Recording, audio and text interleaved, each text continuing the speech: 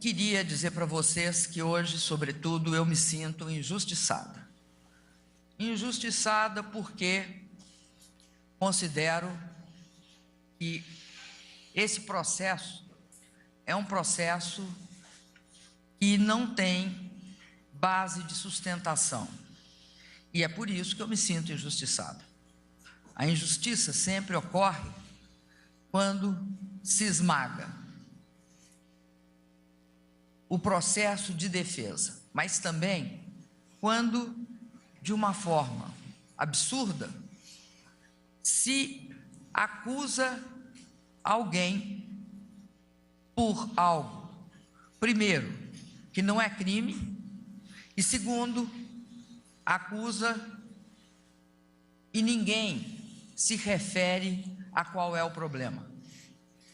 Eu assisti ao longo da noite de ontem todas as intervenções e não vi uma discussão sobre o crime de responsabilidade, que é a única maneira de se julgar um presidente da República no Brasil. Isso porque a Constituição assim o prevê. A Constituição prevê que o impeachment é possível, sim. E temos de reconhecer que está lá escrito. Mas, ao mesmo tempo, a Constituição estipula que é necessário a existência do crime de responsabilidade para que uma pessoa possa ser considerada e afastada do cargo de presidente da República depois de receber os votos majoritários da população. Ora, eu recebi 54 milhões de votos e me sinto indignada com a decisão que recepcionou a questão da apreciação da admissibilidade do meu impeachment. E isso, vou insistir, pode parecer que eu esteja insistindo numa tecla só, mas é uma tecla muito importante, é a tecla da democracia. Eu vou insistir, não há crime de responsabilidade. Os atos pelos quais eles me acusam foram praticados por outros presidentes da República antes de mim e não se caracterizaram como sendo atos ilegais ou atos criminosos. Foram considerados legais. Portanto, quando eu me sinto indignada e injustiçada, é porque a mim se reserva um tratamento que não se reservou a ninguém. Os atos que me acusaram foram praticados baseados em pareceres técnicos. Nenhum deles beneficia a mim pessoalmente. Não são atos praticados para que eu me enriqueça indevidamente. Saio desta questão dos atos com a consciência tranquila. Por quê? Eu pratiquei esses atos. São atos que são praticados por todo presidente da República no exercício do seu cargo. E quando um presidente pratica atos administrativos, ele faz baseado em toda uma cadeia de decisão.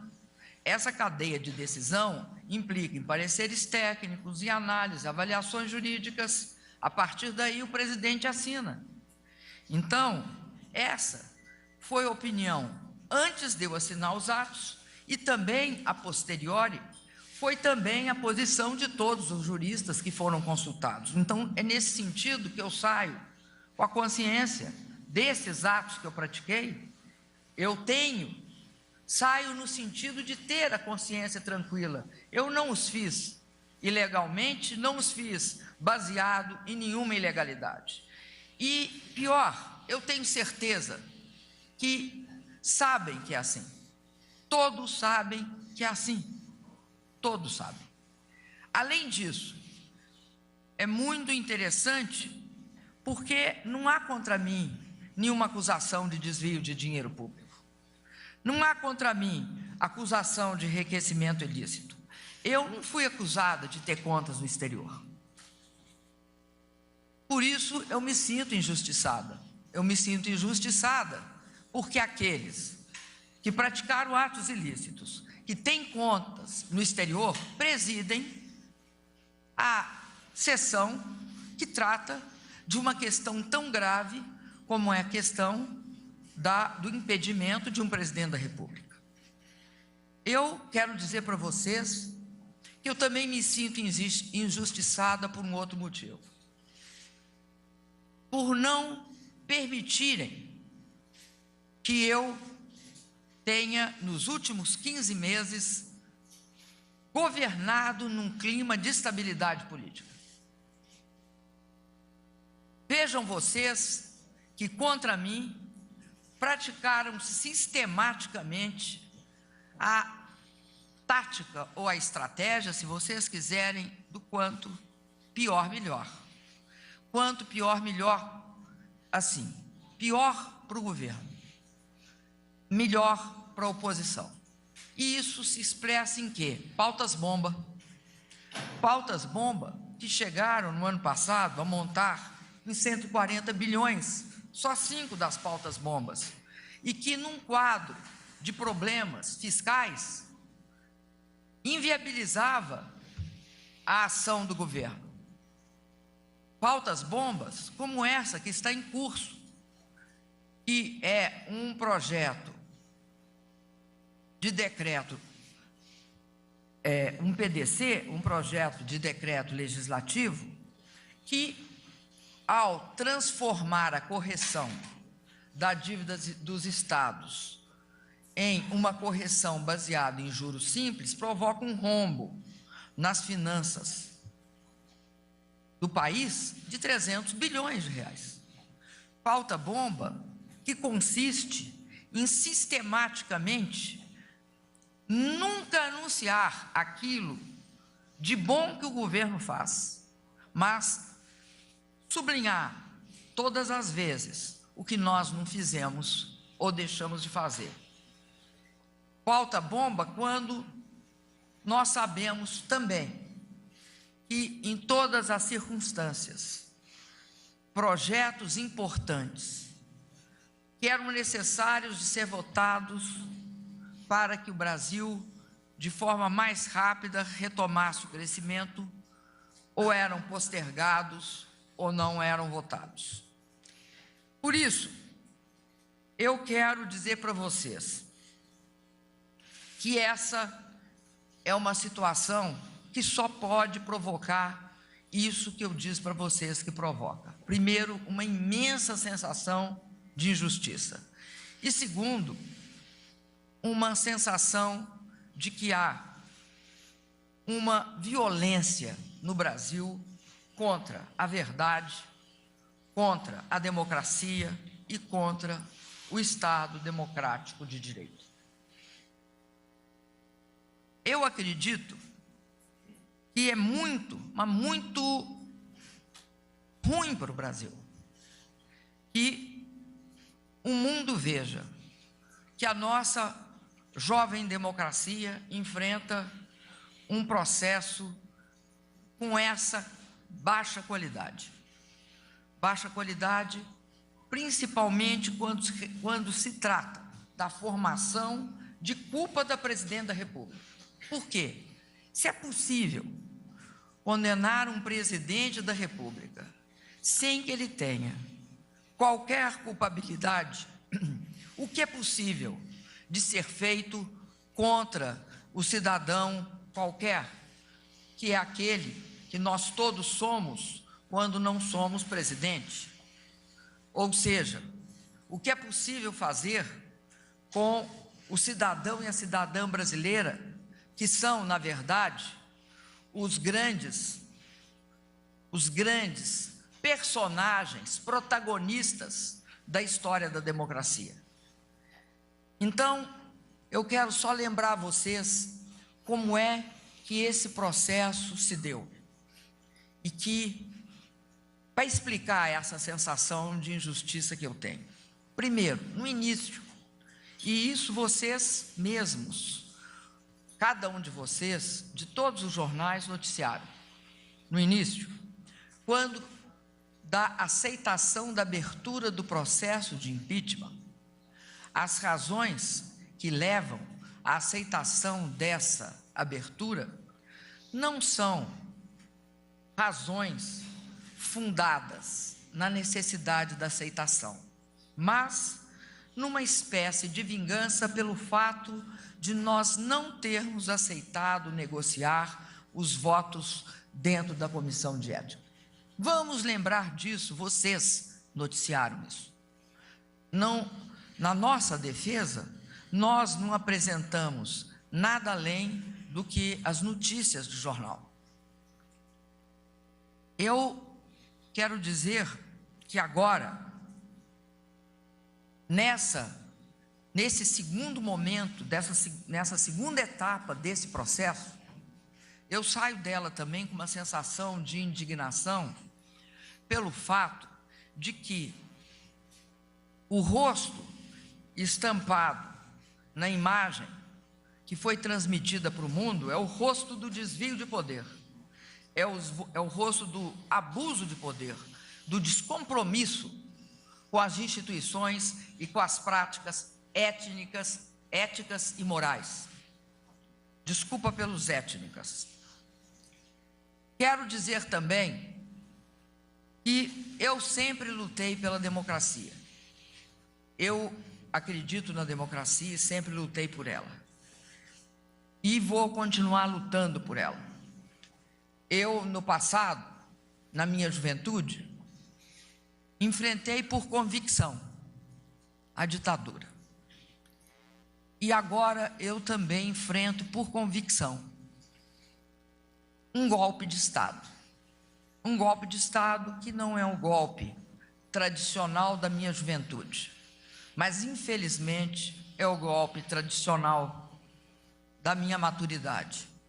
É o golpe em que se usa de uma aparência de processo legal e democrático para perpetrar, talvez, o mais abominável crime contra uma pessoa, que é a injustiça, é condenar inocente.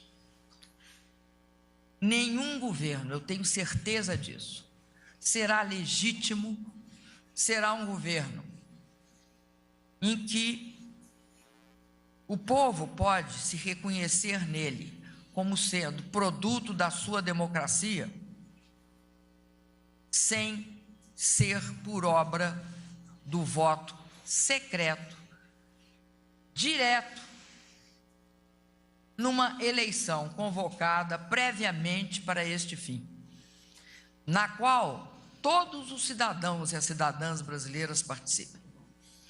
Não se pode chamar de impeachment o que é uma tentativa de eleição indireta. Esta tentativa de eleição indireta, ela se dá porque aqueles que querem aceder ao poder não têm votos para tal.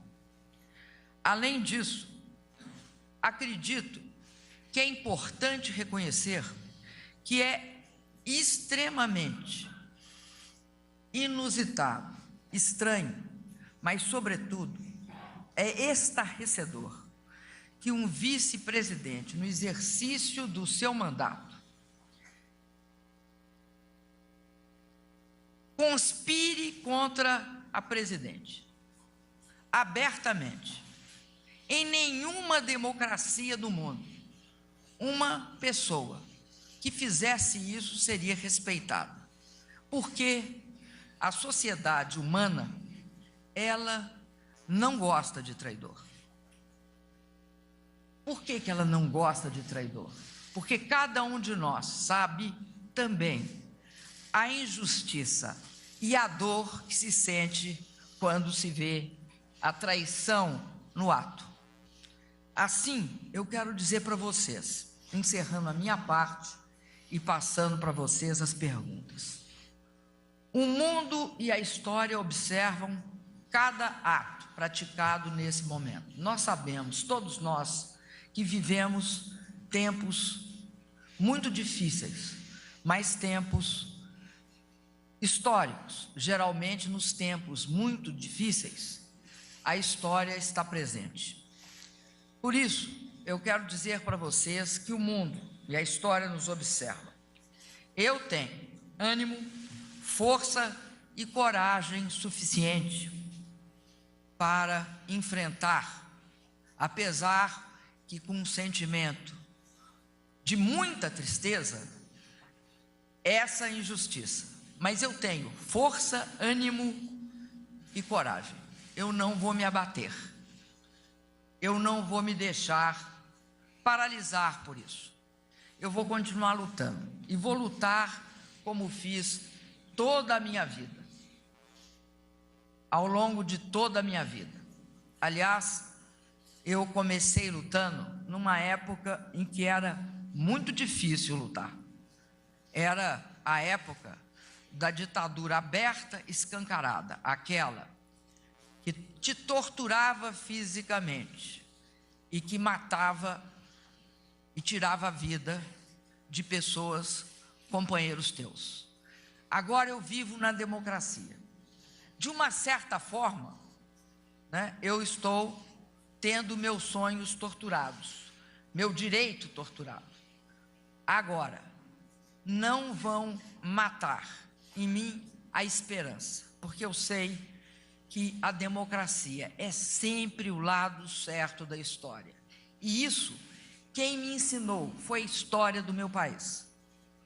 Foram centenas, dezenas, milhares de pessoas que ao longo da minha geração, do meu período de vida, lutaram pela democracia. Por isso, podem ter certeza, eu continuarei lutando e vou enfrentar todo o processo. Vou participar e me defender junto ao Senado. Tenho certeza que nós teremos a oportunidade de nos defender no Senado.